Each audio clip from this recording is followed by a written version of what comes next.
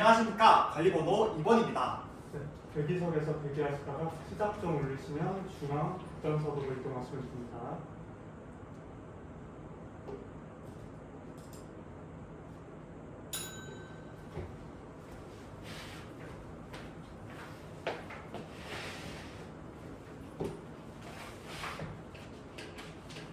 수업 설계 역량, 문항에 대해 5분 이내로 답변하세요. 수업 설계 시작하도록 하겠습니다. 2022 개정 교육과정이 학교 현장에 도입됨에 따라 깊이 있는 수업의 중요성이 증대되고 있습니다. 제가 생각하는 깊이 있는 수업이란 학생이 참여하는 것뿐 아니라 주도적으로 스스로 지식을 구성하는 수업입니다. 이를 위해서는 질문이 함께해야 합니다. 또한 삶과 연계하며 교과 간 연계하고 학생들이 성찰을 할 수 있는 학습이 진행되어야 합니다. 이러한 깊이 있는 수업을 위하여 핵심 개념을 바르게 이해하고 자료를 분석할 수 있는 수업 전략 2가지 말씀드리겠습니다. 첫째, 연속적 질문을 사용하는 것입니다. 학생에게는 구체적으로 배운 공책과 질문 공책을 제공합니다. 배운 공책에는 학습 내용을, 질문 공책에는 학생들이 궁금한 내용을 적게 하도록 하겠습니다. 교사는 순회 지도를 통해서 학생들에게 부족한 점이 이러한 공책을 바라보며 확인하고 이에 대한 피드백 및 환류를 하도록 하겠습니다. 이때 연속적인 질문을 활용함으로써 학생들이 핵심 개념을 바르게 이해할 수 있도록 하겠습니다. 둘째, 그래프 확인 시 규칙을 적용하도록 하겠습니다. 구체적으로 학생들에게 그래프를 분석하는 경우 3가지 단계로 나누도록 하겠습니다. 첫째, 그래프의 종류가 무엇인지 파악할 수 있도록 하겠습니다. 꺾은 선 그래프, 막대 그래프, 이와 그림 그래프 등은 각각 그래프의 종류에 따라서 분석할 수 있는 방법이 다릅니다. 따라서 학생들에게 그래프의 종류가 무엇인지 수학 교과와 연계하여 학습을 할 수 있도록 하겠습니다. 둘째, 가로축과 세로축의 의미를 파악할 수 있도록 하겠습니다. 그래프에서 가로축과 세로축의 의미는 그래프를 해석하는 데 필수적인 요소입니다. 이때 단위와 함께 학생들이 판단할 수 있도록 하겠습니다. 셋째, 그래프의 변화를 알아보게 하도록 하겠습니다. 학생들이 그래프를 비교하며 그래프에 어떤 변화가 있는지에 대해서 자료를 해석할 수 있도록 하겠습니다. 이 3단계로 학생들이 그래프 규칙을 적용하게 된다면 자료를 분석할 수 있는 능력이 증진되며 교사는 순회 지도를 통해 학생들이 이 규칙을 제대로 적용하고 있는지 확인할 수 있도록 하겠습니다. 이와 같이 연속적 질문과 그래프 규칙을 활용함으로써 학생들이 핵심 개념을 바르게 이해하고 자료를 분석할 수 있는 깊이 있는 수업이 가능하게 하겠습니다. 이상입니다.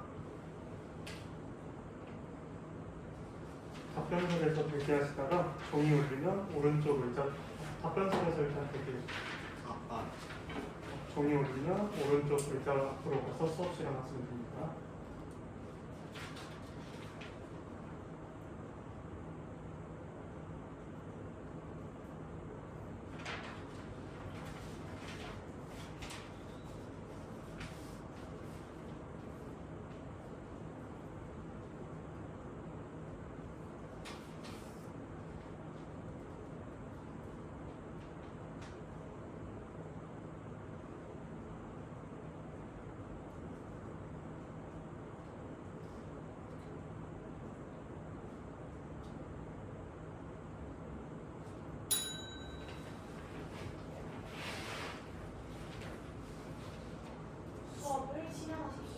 수업 시작하도록 하겠습니다.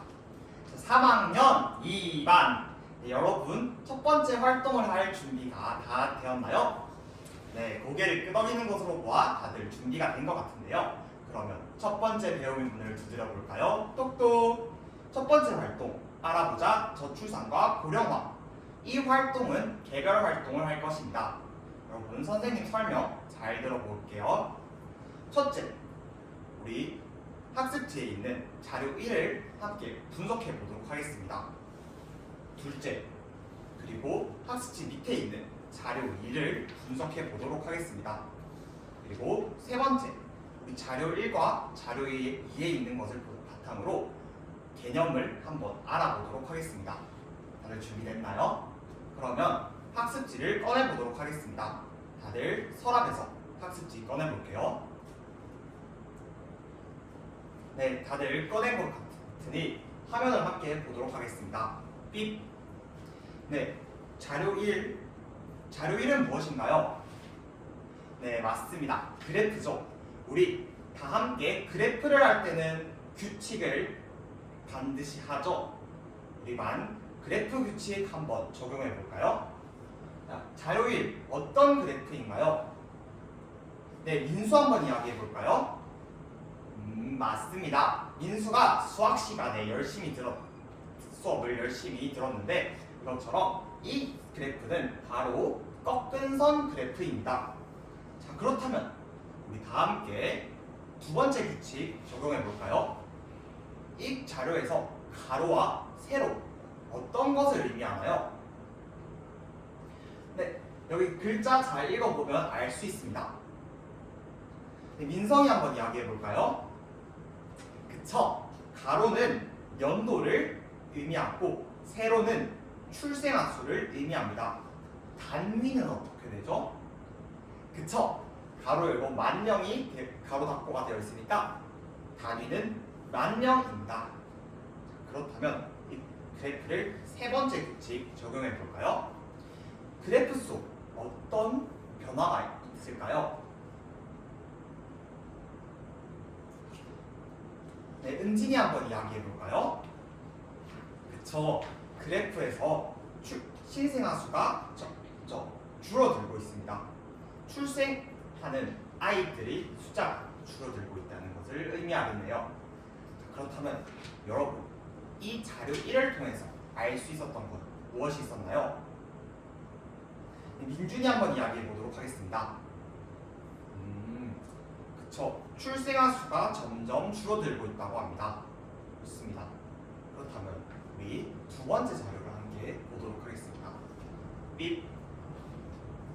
자, 두 번째 자료를 한번 볼까요? 자, 우리 두 번째 자료도 그래프 규칙을 적용해 보도록 하겠습니다. 네, 이 그래프는 어떤 그래프인가요? 네, 민수 한번 이야기해 볼까요? 네, 민서가 이야기했듯이 이 그래프는 막대 그래프입니다. 그런데 연도에 따라서 변화를 볼 수 있는 막대 그래프라고 합니다. 또 다른 학생이 있을까요? 은수가 보충손을 들어주었습니다. 네, 맞아요. 한 연도에 두 개가 함께 있다고 했습니다. 그렇다면 우리 가로축과 세로축을 한번 살펴볼까요? 두 번째 규칙을 적용해 보도록 하겠습니다. 네, 가로는 어떤 걸 의미하죠? 맞습니다. 가로는 연도를 의미합니다. 그렇다면 세로는 어떤 것을 의미하죠? 맞습니다. 우리 반 학생들이 다들 말해주었네요. 초록색과 빨간색이 각각 다릅니다. 초록색은 유소년층 0에서 14세를 의미하고 빨간색은 노인 65세 이상을 의미합니다. 자, 그렇다면 우리 세 번째 규칙을 적용하기 전에 단위는 어떻게 되죠? 맞습니다. 이 그래프도 단위가 만 명이네요. 자, 그러면 함께 세 번째 규칙을 적용해 보도록 하겠습니다. 이 그래프에서 알 수 있는 건 무엇이 있을까요? 네, 은수. 네, 유소년층이 줄어들고 있습니다. 민준이. 그쵸? 노인이 증가하고 있습니다. 자, 그렇다면 이 10년 뒤 0에서 14세였던 유소년들은 어떻게 될까요? 그쵸? 20세에서 25세 사이가 될 것 같다고 하였습니다. 그렇다면 우리 이것을 잘 생각하면서 이 내용을 다 학습지에 정리해 보도록 하겠습니다. 활동 신호등이 모두 초록불이 켜져 있는 것으로 보아 다들 활동을 마무리한 것 같네요. 그렇다면 우리 개념을 함께 정리해 보도록 하겠습니다. 자, 자료 1을 다시 한번 볼까요? 자료 1을 통해서 알 수 있었던 게 무엇이 있나요? 출생아 수가 줄어들고 있다는 것입니다. 그렇다면 여기서 어떤 개념이 들어볼까요? 네, 은수 한번 이야기해 볼까요? 네, 맞습니다. 점점 아이들이 줄어드는 것을 뉴스에서 봤을 때 저출산이라는 용어를 사용하였다고 합니다. 그래서 이렇게 아이들이 점점 줄어드는 것을 저출산이라고 합니다. 선생님이 더욱더 정확하게 설명해 줄 테니까 우리 배운 공책 다들 펼쳐볼게요. 네, 저출산을 알기 전에 우리 합계 출산율이라는 것을 먼저 알아야 합니다. 합계 출산율을 볼까요? 네, 우리 분수를 배웠죠? 1학기 때 수학 시간에 분수를 배웠습니다. 자, 분자에는 무엇이 있죠? 15에서 45세 여성, 분모에는 15에서 45세 여성이 평생 낳은 수, 이것이 바로 합계 출산율이라고 합니다. 이때 이 합계 출산율이 2.1보다 작으면 바로 저출산이고 1.3보다 작으면 초저출산입니다. 다들 배운 공책에 적어보도록 하겠습니다. 그렇다면 자료 1과 한번 이 내용을 연결시켜 볼까요?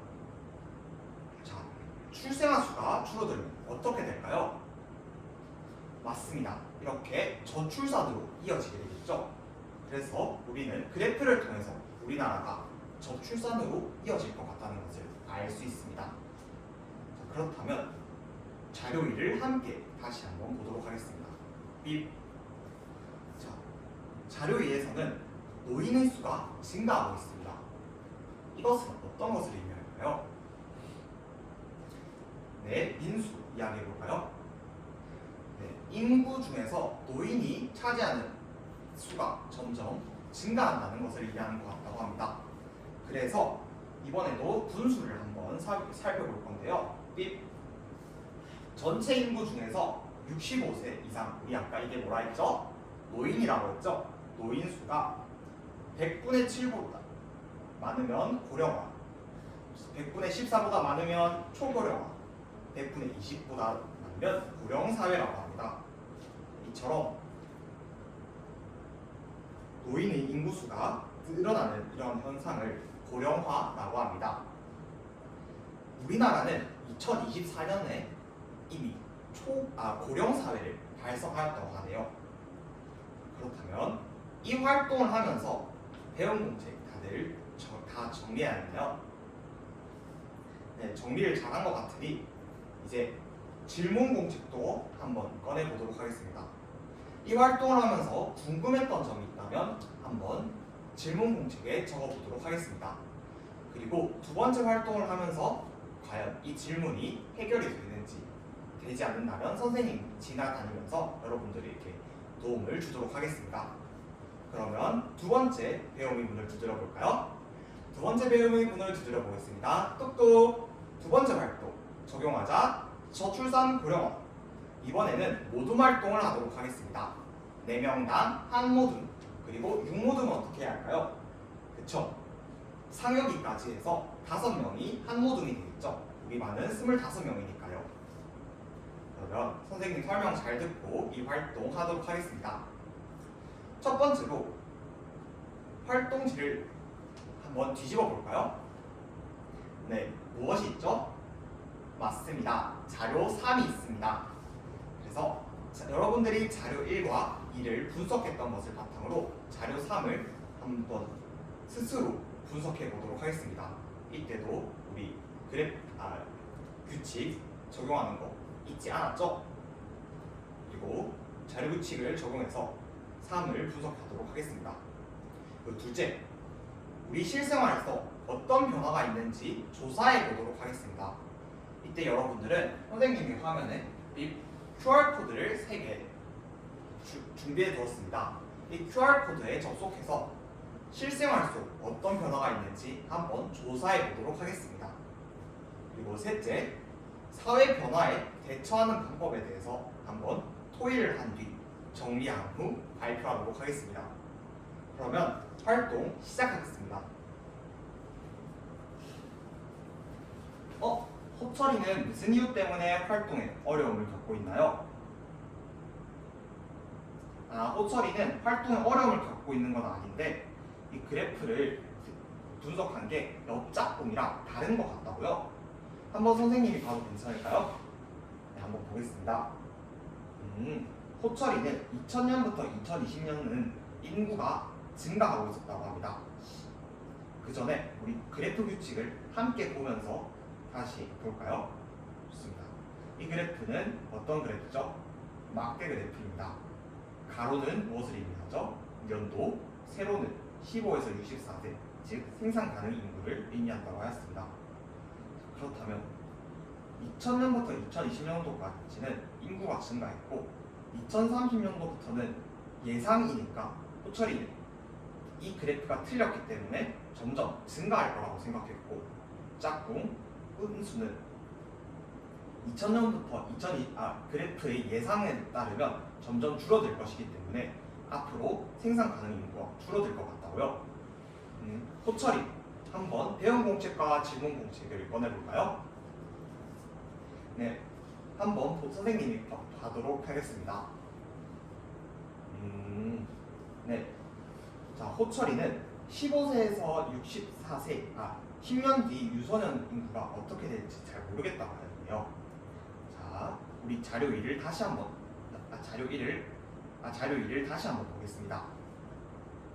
15세에서 64세, 유소년층은 10년 뒤는 몇 살이 될까요? 0에서 15세가 그쵸. 그렇다면 이 인구는 15에서 64세 인구가 될까요? 그렇죠. 그렇다면 이 자료 3을 다시 한번 보도록 하겠습니다. 자료 3에서 점점점 유소년층이 줄어든다는 것은 10년 뒤는 어떤 것을 의미할까요?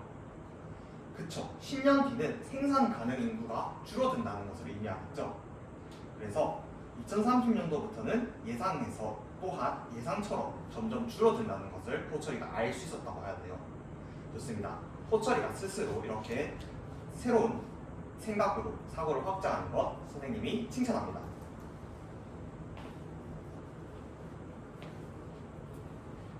다들 조사활동 잘하고 있네요.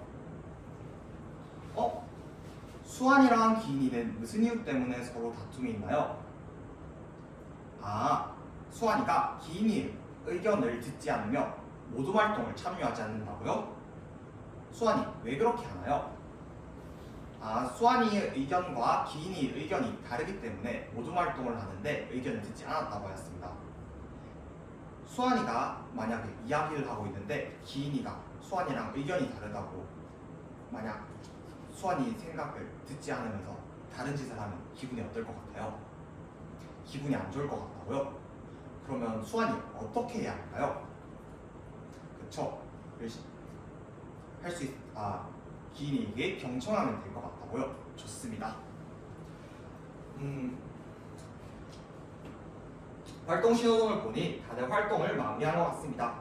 그렇다면 발표해 보도록 하겠습니다. 자, 한번 발표하고 싶다 한번 나와볼까요? 네, 이모둠 한번 나와보겠습니다. 네, 이모둠은 노약자 수가 부족하다는 문제가 있기 때문에 노약자 수를 늘리면 될 것 같다고 하였습니다. 좋습니다. 다른 모둠 있을까요? 4모둠 나와볼까요? 학교가 폐교되고 있는 문제가 있다고 하였습니다. 이를 통해서 우리가 할 수 있는 것은 학교를 대신에 다른 것을 할 수 있는 장소로 꾸미면 좋을 것 같다고 하였습니다. 호철이 처음에는 그래프를 분석하기 어려워했는데 이렇게 활동을 잘 마무리해 주었네요.